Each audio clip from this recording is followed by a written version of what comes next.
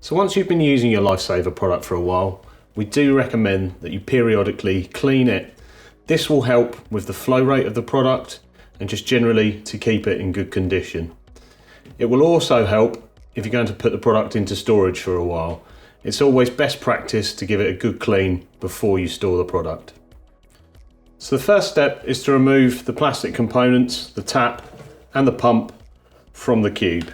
Unscrew the pump and unscrew the tap and pull it away from the filter. And then pry underneath the filter and lift it up and out of the cube.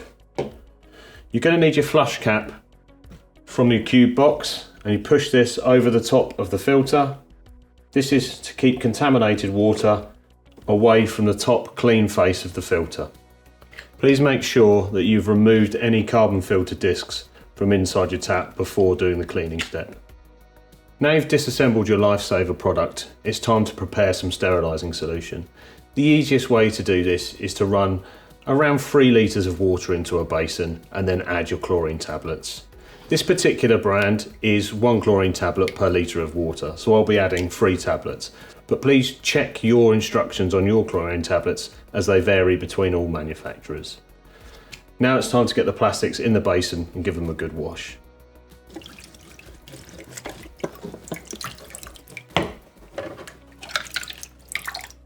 So now all components have been left to drain and are dry, we can reassemble them back into the cube in the same way we took them apart.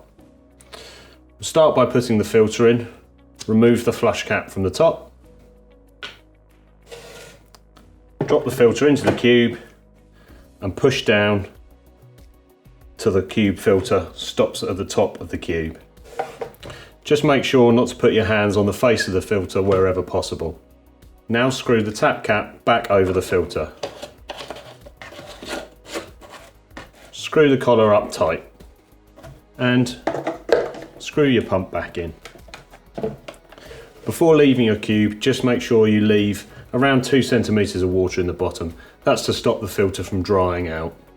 Your cube is now ready to be stored and will be ready for you on your next use.